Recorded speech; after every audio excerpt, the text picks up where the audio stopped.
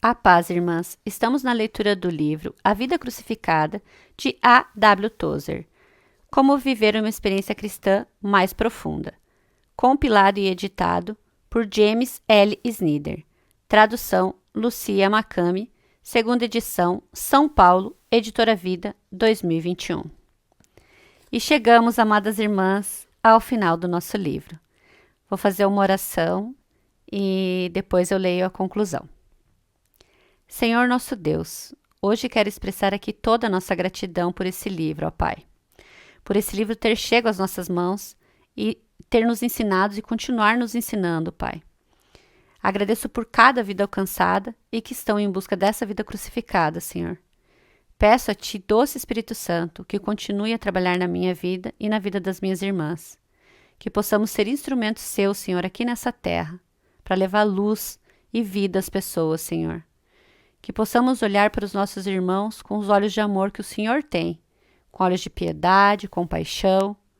Nos livra, Senhor, de todo mal.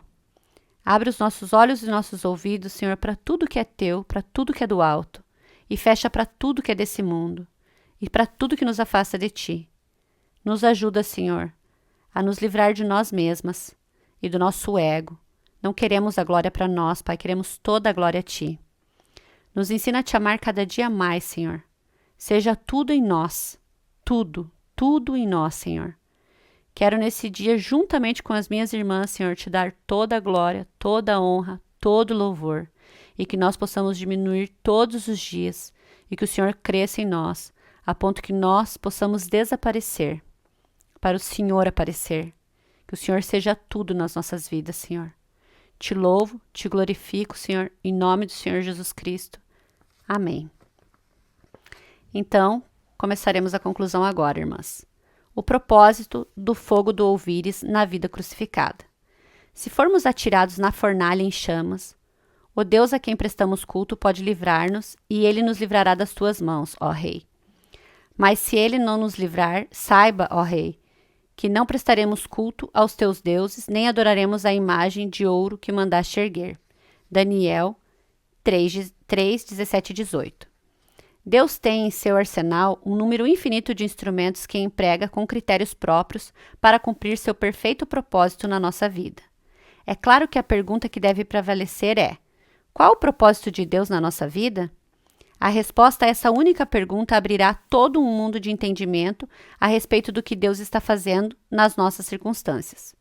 Alguns têm a ideia de que o propósito de Deus é tornar a nossa vida mais tolerável aqui na Terra. Isso barateia o que Cristo fez na cruz. Se tudo o que Ele queria fazer era tornar a nossa vida tolerável, podia tê-lo feito numa variedade de outros meios.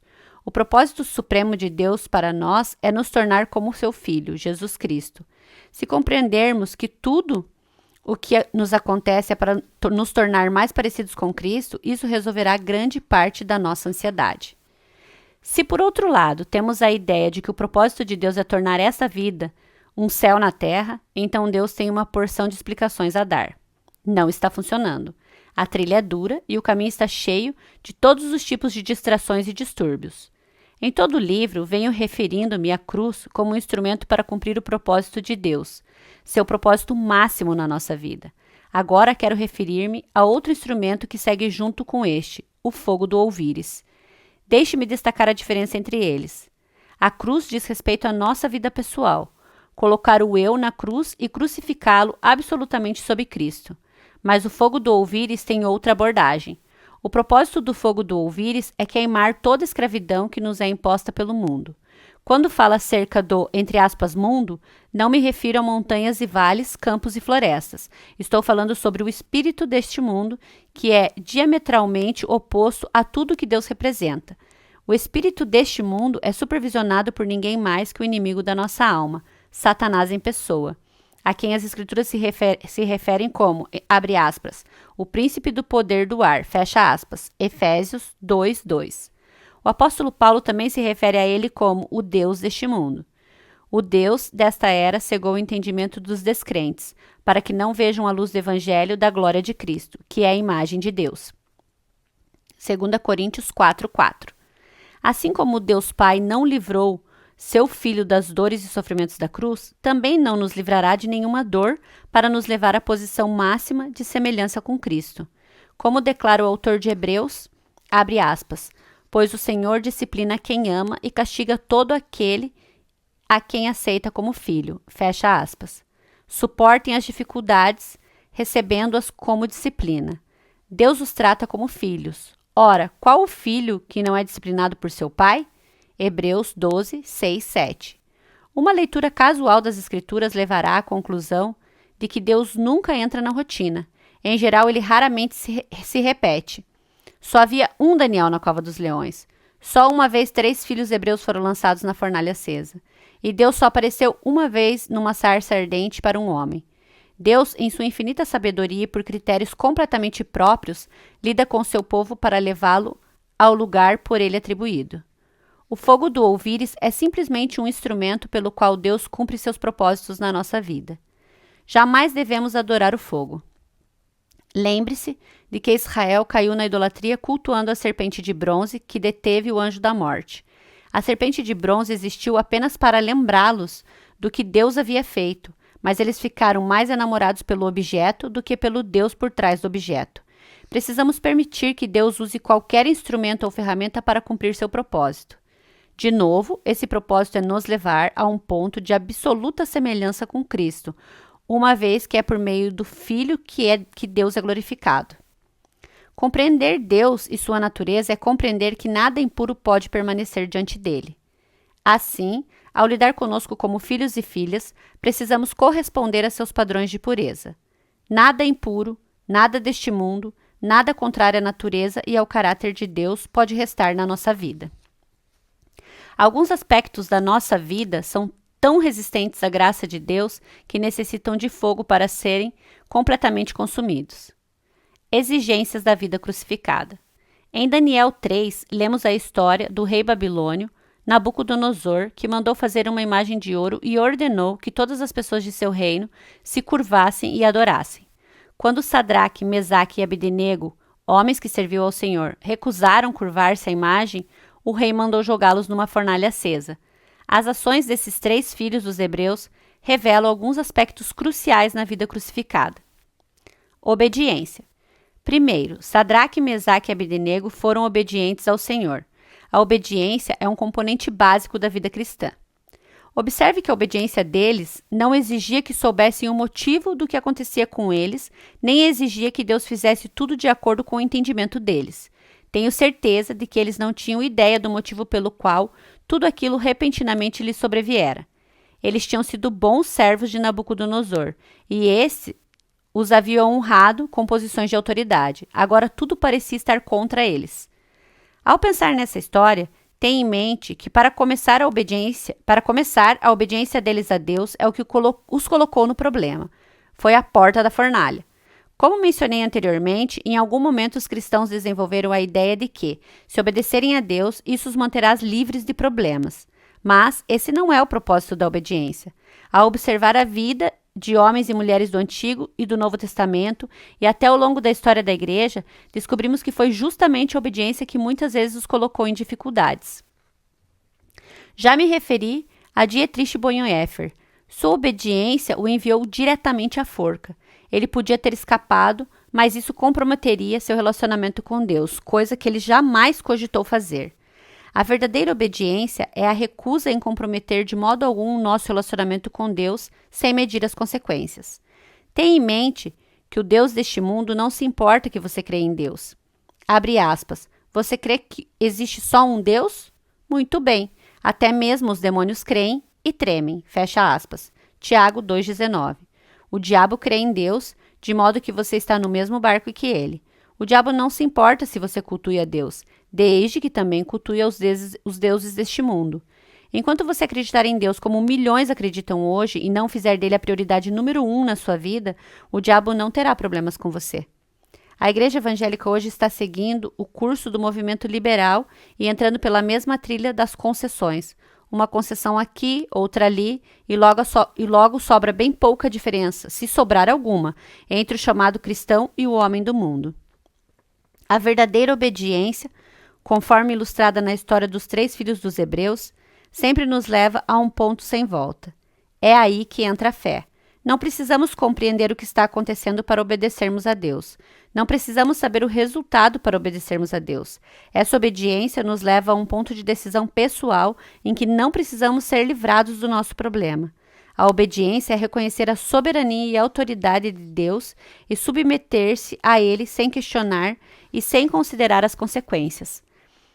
Vemos essa completa obediência quando Sadraque, Mesaque e Abednego disseram, abre aspas, se formos atirados na fornalha em chamas, o Deus a quem prestamos culto pode livrar-nos. Mas, se ele não nos livrar, saiba, ó rei, que não prestaremos culto aos teus deuses, nem adoraremos a imagem de ouro que mandaste erguer. Fecha aspas. Daniel 3, 17 e 18. A obediência deles não exigia que Deus os resgatasse de uma dificuldade. Eles sabiam que Deus podia resgatá-los, mas, se não o fizesse, isso não influiria na absoluta obediência deles a Deus. Rendição. A obediência absoluta dos 3 filhos dos hebreus a Deus colocou-os num lugar de absoluta rendição às circunstâncias. Não gostamos de falar disso, queremos falar de Deus livrando-nos das dificuldades para podermos dizer, abre aspas, glória a Deus, Ele me livrou, fecha aspas. Rendição, porém, não é nada disso. A essência da rendição é sair do caminho para que Deus possa fazer o que quer. É muito comum estarmos numa posição em que Deus não pode fazer sua obra. Então ficamos à espera, perguntando por que nada acontece. Nada acontece porque estamos obstinados diante de Deus, recusando-nos a nos render à situação que se apresenta. Nabucodonosor foi bondoso o suficiente para dar aos 3 uma oportunidade de reconsiderar sua posição. Afinal, a filosofia do mundo é que você precisa ceder um pouco para avançar um pouco. Ele tentou facilitar a vida dos 3. Naturalmente, eles estavam numa posição em que a lealdade a Nabucodonosor contribuiria muito para o livramento do povo de Israel. Aquilo só lhes custaria uma ou outra concessão. É assim que o mundo funciona, mas não é como funciona o reino de Deus. Uma coisa que os 3 compreendiam era que quem é o governante supremo neste mundo. Uma coisa que os 3 compreendiam era quem é o governante supremo nesse mundo. Nabucodonosor se considerava poderosíssimo, mas não representava nenhuma ameaça àqueles judeus fiéis e leais só a Deus. Alguns nos fariam acreditar que, rendendo-nos a uma situação, estamos exercendo um ato de covardia. A única pessoa que aceitaria essa filosofia é a que não conhece os caminhos de Deus. Embora seja verdade que há momentos em que precisamos colocar-nos contra certa situação ou problema, quando repudiar a situação é a ordem do dia. Nunca devemos confundir isso com uma oportunidade de nos rendermos, de maneira que saímos do meio do caminho de Deus e permitimos que Ele faça em nós o que quer fazer por nosso intermédio. A fornalha representava o pior que o mundo podia fazer. De fato, Nabucodonosor estava tão irado com aqueles judeus que ordenou que a fornalha fosse aquecida 7 vezes mais. Quando Sadraque, Mesaque e Abednego se renderam às chamas daquela fornalha, estavam entrando na arena de Deus. Observo com grande satisfação que os homens de Nabucodonosor, cuja função era lançar aqueles judeus na fornalha acesa, foram os únicos consumidos por aquele fogo. Aliás, as únicas coisas que as chamas consumiram foram os homens de Nabucodonosor e as amarras dos filhos dos hebreus. Aquilo que era do mundo. Nabucodonosor e as amarras foi absolutamente consumido pelas chamas daquela fornalha, mas nada de Deus sofreu danos. Os sátrapas, os prefeitos, os governadores e os conselheiros do rei se ajuntaram em torno deles e comprovaram que o fogo não tinha ferido o corpo deles. Nenhum só fio do cabelo tinha sido chamuscado. Os seus mantos não estavam queimados e não havia cheiro de fogo neles. Daniel 3, 27. Não vejo por que o mundo representa alguma atração para alguém. Qualquer um que possa ler alguma coisa de história compreenderá que o mundo sempre destrói os seus. Josué compreendeu isso quando disse aos israelitas, abre aspas, se porém não lhes agrada servir ao Senhor, escolham hoje a quem irão servir. Se os deuses que os seus antepassados serviram além do Eufrates, ou os deuses dos amorreus, em cuja terra vocês estão vivendo, mas eu e a minha família serviremos ao Senhor. Fecha aspas, Josué 24:15. Se vocês querem seguir o Deus deste mundo, disse Josué, então prossigam. Mas como testificou com grande confiança, ele e a sua casa serviriam ao Senhor. Ele compreendeu que o mundo sempre se volta contra os próprios filhos. Os homens de Nabucodonosor foram destruídos porque os 3 filhos dos hebreus obedeceram a Deus e se renderam à fornalha. De que maneira você derrotaria homens desse tipo? Como forçá-los à submissão? A chama não lhes causou dano algum. Aquilo foi assombroso no que diz respeito a Nabucodonosor. Aquilo que fora preparado para destruir os homens de Deus havia saído pela culatra, destruído apenas seus homens. Se ao menos conseguíssemos entender isso, se ao menos pudéssemos realmente acreditar que Deus possui uma agenda nesse mundo e que fazemos parte dessa agenda. Ainda que as circunstâncias da nossa vida sejam oportunidades para Deus derrotar o mundo, a única coisa que atrapalha no meio do caminho é o cristão hesitante exigindo que Deus o livre de todos os problemas. Mas o problema é justamente o que permite que Deus receba a glória. A mesma chama que consumiu o mundo natural e a escravidão imposta pelo mundo sobre os cristãos é a chama que purifica o cristão. A chama queima as impurezas e leva o ouro a um estado de purificação. Quanto mais intensa a chama, tanto mais puro o ouro. Revelação. Assim, se desejamos viver a vida crucificada, precisamos submeter-nos completamente em obediência ao Senhor e render a nossa vida à autoridade divina para que Ele possa fazer sua obra.